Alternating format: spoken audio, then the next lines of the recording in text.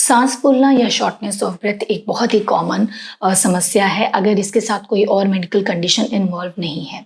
सांस फूलना यानी कि जब हम सांस लेते हैं तो हमें काफ़ी ज़्यादा फोर्स लगाना पड़ता है। हमारे जो लंग्स हैं, हमारे जो फेफड़े हैं, उनको पर्याप्त मात्रा में ऑक्सीजन नहीं मिलता है।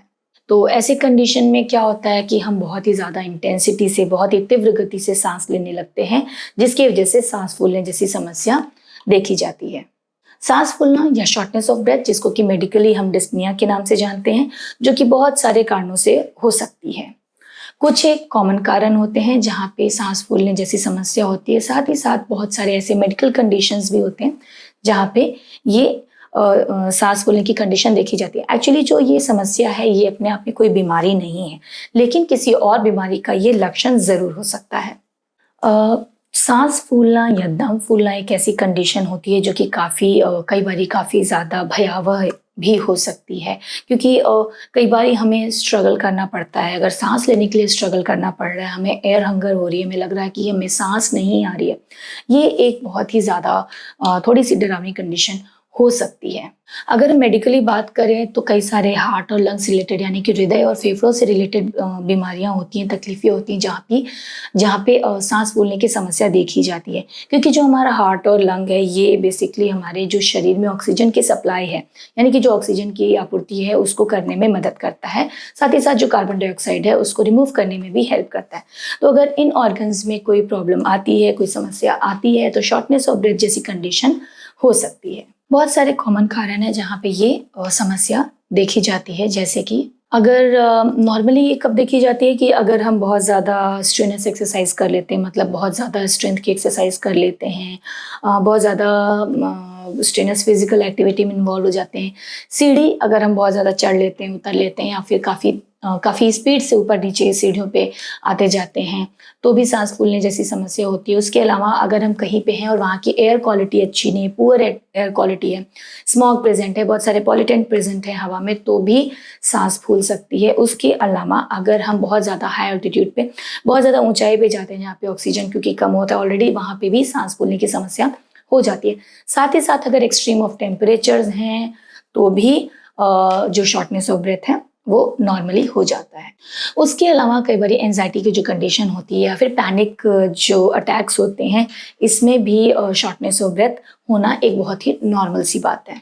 ये तो थे वो कॉमन रीजन जिसकी वजह से हमें शॉर्टनेस ऑफ ब्रेथ या फिर सांस फूलने या दम फूलने की समस्या हो सकती है। उसके अलावा बहुत सारे ऐसे मेडिकल कंडीशंस होते हैं, अक्यूट एंड क्रॉनिक दोनों हो सकते हैं, जहाँ पे ये शॉर्टनेस ऑफ ब्रेथ की प्रॉब्लम हो सकती है और वहाँ पे हमें ट्रीटमेंट एंड मैनेजमेंट की ज़रूरत होती है। यहाँ पे हमें बिल्कुल अवॉइड नहीं करना चाहिए, क्योंकि सांस फूलना यहाँ पे अगर ये कोई भी, मैं जो भी मेडिकल कंडीशन अभी बताऊंगी, वहाँ पे एक सांस फूलना उनका एक लक्षण हो सकता है, उनका एक सिम्टम हो सकता है, साथ में और भी एसोसिएटेड लक्षण हो सकते हैं।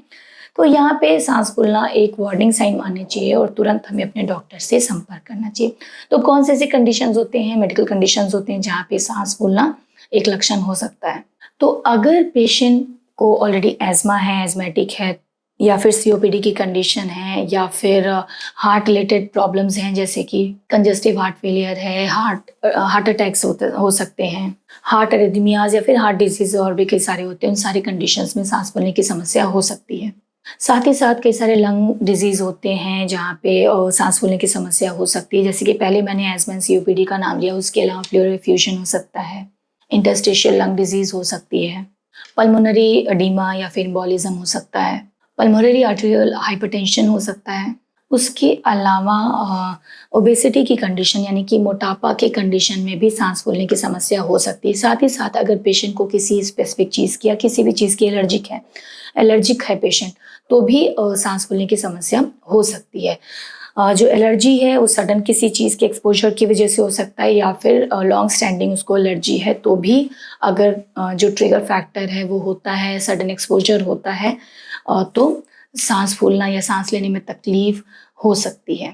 उसके अलावा जो कोरोना इन्फेक्शन है, कोविड-19 का इन्फेक्शन है, इसमें भी ये समस्या देखी गई है। तो अब बात करते हैं उन सारे एसोसिएटेड सिम्टम्स के जो कि सांस लेने की तकलीफ के साथ में मौजूद होते हैं और जिसको देखते ही हमें मेडिकल हेल्प लेने के बारे में ज़रूर सोचना चाहिए। जैसे कि सांस फूल रही है, साथ में ही सांस लेने में बहुत ज़्यादा तकलीफ हो रही है, मतलब कि हमें बहुत ज़्यादा फोर्स लगाना पड़ रहा है सांस लेने के लिए।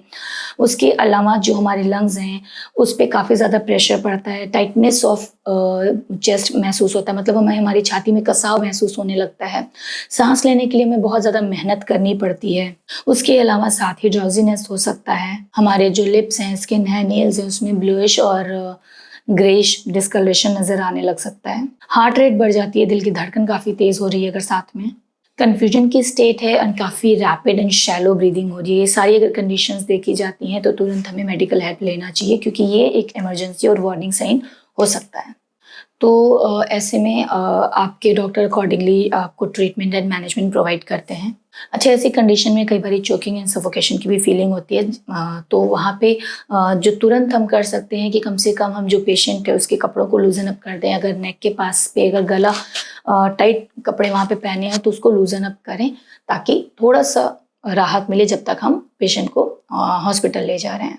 उसके बाद जो इसके रिस्क फैक्टर्स हैं कि किन कारणों से जो ये सांस फूलने की तकलीफ है किन कारणों से और ज़्यादा बढ़ सकती है। तो सबसे पहली चीज़ होती है कि अगर हमारी मसल वीकनेस है, यानी कि डायफ्राम जो कि हमारे ब्रीदिंग में इन्वॉल्व होता है, वहाँ पे अगर मसल वीकनेस है तो ये दिक्कत हो सकती है। इसके लिए हम ब्रीदिंग एक्सरसाइज रेगुलरली कर सकते हैं, ताकि हमारे जो मसल्स हैं, हमारा जो लंग है, ये स्ट्रांग है, ताकि ऐसी किसी समस्या का सामना ना करना पड़े। अगर पेशेंट किसी चीज़ के टुवर्ड्स एलर्जिक है, लाइक पोलन हो सकता है, डस्ट हो सकता है, स्पेसिफिक कोई और चीज़ हो सकती है, तो उसके बारे में भी ध्यान रखना चाहिए, क्योंकि सडन एक्सपोजर से सडन प्रॉब्लम्स जो होती हैं वो काफ़ी ज़्यादा प्रॉब्लमेटिक हो सकती हैं, कई बार इमरजेंसी कंडीशन भी कॉज कर सकती हैं। तो अब जो हमारे ट्रिगर फैक्टर्स हैं उनके बारे में भी हमें ध्यान रखना चाहिए। कोई एक इंसान बहुत ज़्यादा एक्सरसाइज कर सकता है, वहीं पे दूसरा जो कि हेल्दी है बट बहुत ज़्यादा स्ट्रेनस एक्सरसाइज में इन्वॉल्व नहीं हो सकता है, क्योंकि उसकी बॉडी की वो लिमिट नहीं है। तो ये भी जानना बहुत ज़्यादा ज़रूरी होता है, बहुत ज़्यादा समझना इसको बहुत ज़्यादा ज़रूरी होता है। साथ ही साथ रेगुलर मेडिकल चेकअप्स करवाने भी बहुत ज़्यादा ज़रूरी होते हैं, और किसी भी वार्निंग साइन को देखते ही हमें अवॉइड नहीं करना चाहिए। हमें उसके बारे में अपने डॉक्टर को बताना चाहिए और अपना जो चेकअप है एज पर एडवाइस वो करवाना चाहिए।